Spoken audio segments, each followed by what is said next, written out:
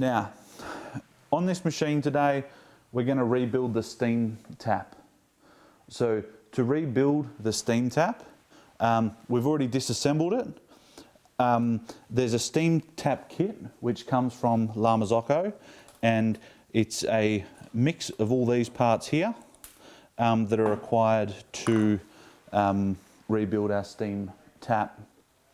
If you've got leaking, if it's loose, if it's not sealing, it's highly likely the steam tap needs rebuilding. A brief on how it all goes together. So this is the internals of it in 3 parts in reality. This one here, throwing it around now, this one here is, as I turn my steam tap out, I'm pulling this off a seal and it's pulling back from a seal, and that's what's creating the opening gap for the steam to flow from the back boiler. Now, before we go to redo the steam tap, in here, Dave, if there's a isolation point, which is this switch, so I can keep the machine running and actually do this steam tap. I don't have to switch off. So on this side, you can see it's on, and if I switch, we've got steam. On this side, I've turned it off, so I can disassemble all my parts.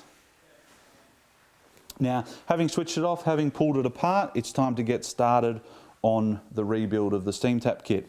First things first, I'm pulling this out. I want to know if my spring is intact. If my spring is intact, that's all good. Sometimes they can break, so always check it. And I'm going to put that back in there.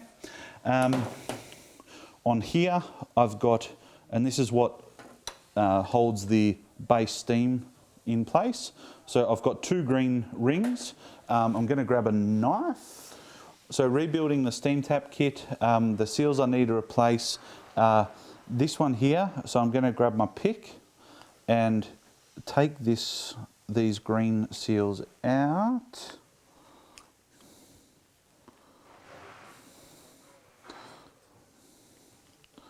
Break that one off, and then clean around, make sure there's no excess left on there. And then the same for this one. Break that one off. And again, cleaning around to make sure it's all good to go. I grab my new seals, these little green seals here, and roll the first one on. And then my second one. Now, if these are a little tight, best to put them in hot water. That way it'll give you a little bit more stretch. So we've redone those seals. Now, this is a little bit tricky, but I need to take off, this is what we call a split pin, underneath this swivel area here. And if you can imagine, that's on the machine, that's attached to here, we need to have swivel.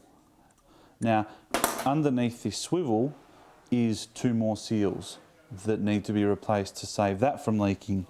So what I'm going to do is remove this split pin. And as I said, it's not always easy and can fly off.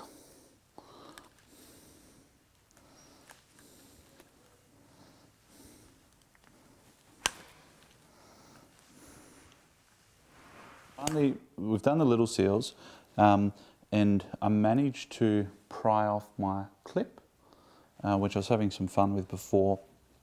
Easiest way to pry it off is get a flathead screwdriver in here and then twist it sideways, which forces it to open up as I twist it, and then lever around like that, taking off one side. Do that again. So I'm going to be putting a flathead screwdriver in there and then twisting it sideways, which forces it open. As I twist, I'm prying that way to lever it off this little clip here. And it flew apart, the spring went that way, and everything else went that way. We've got it all back together. I'm now pulling the side part off, and I end up with 2 parts These are the two springs here, which I'm wanting to replace, the two seals, rather. So again, I get my pick. I'm going to get rid of this first one.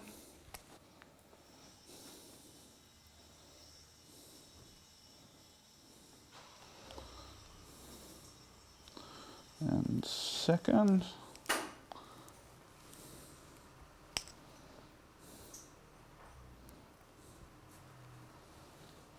Again, breaking them off is no problem at all. On with my new seals. Again, some hot water at this point is a good idea.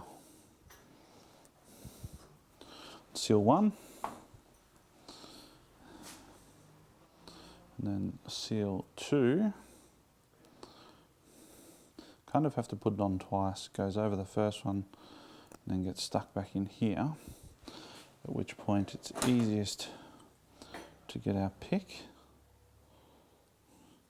and move it around like so. Then we've got both on. Some lube, some food grade lube is a good idea in here, just to keep it all flowing, moving quickly. And then putting our spring back on, and then our washer, and compressing it all down. And now we've got to we actually have to. I just actually want to make sure that I've put this on the right way, because I can actually put it on backwards. Now, I'm thinking, just by looking at it, that I have, because when I put this back on, that there needs to be facing the back. It screws on like so, and that there connects to this rubber pipe, which is actually at the back. So I need to turn that around like so. So that would just literally pull it out and turn it around? Yeah, exactly. Make sure it's not back to front. Now, the fun bit of trying to get my clip back on.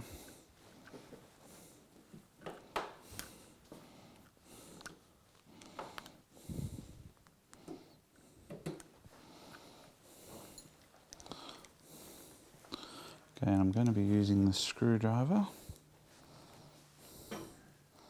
to expand the size of it.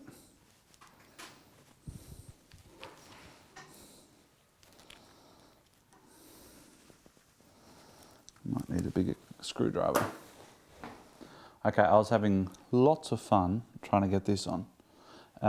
So what I did is I compressed this ring down, and then I locked in one side of the split pin and put my pick underneath here and just leveraged it until it fell over, and then it clipped into space. So point, lock down one side, get this under, and flex it over until it falls into spot. Hopefully that makes it a bit easier. So going to start putting it all back together again. We've got our part here, our small seal in here. You can flick out and put a new one in. I've already done it, we didn't do that on camera, but it is another part that requires replacing.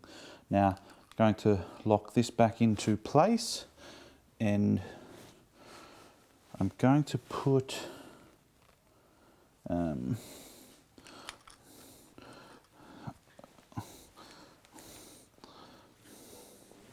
need my shifter to tie this all together.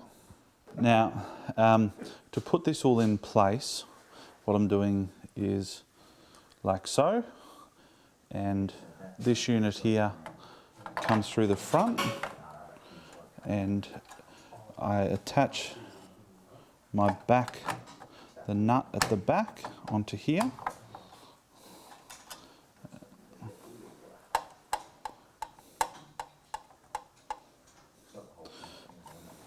Actually, would be easier. I'm going to pull this back out again.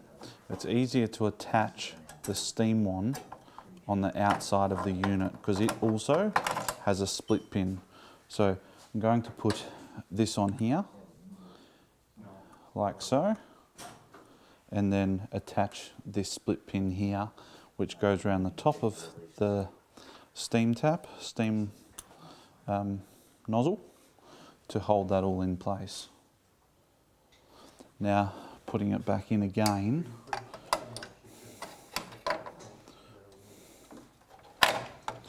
pulling it through, and then I'm doing up the nut at the back. Not going to do that up too tight just yet. We need to get everything positioned right.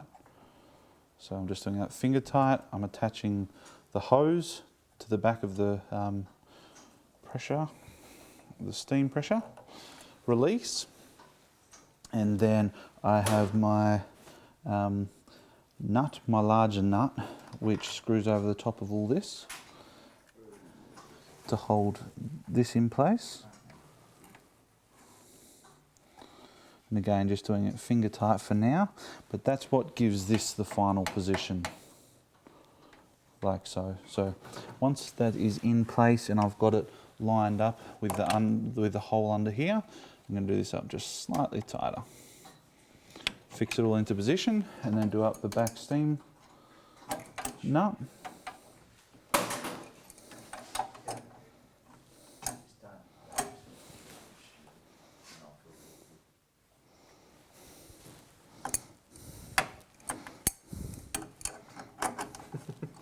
If you can get the shifter in.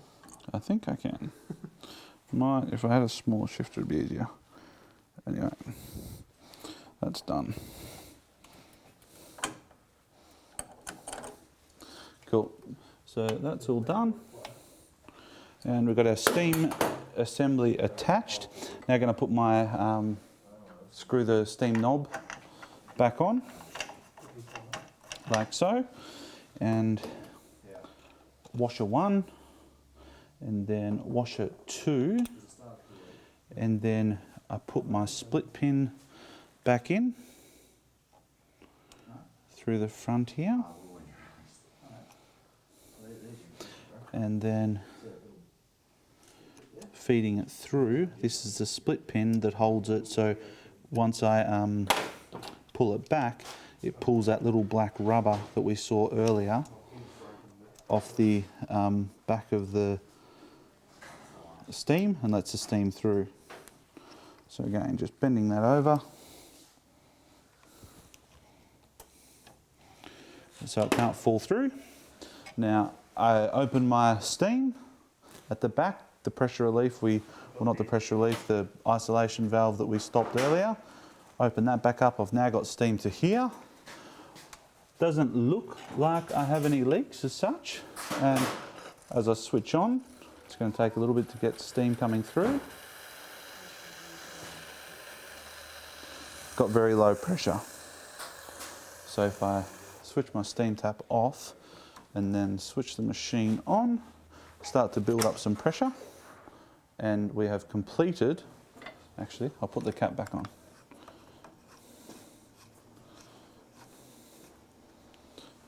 Now, to pull this apart, it's obviously everything in reverse. The cap comes off, the split pin comes out, the 2 washers come off, this comes off, that first nut, the second nut, and all of it comes out. That's how we got it apart in the first place. But our steam boiler is now heating up. Our isolation valve's back on. We're going to start getting more and more steam come through. And it looks like without the leaks. So we're all done.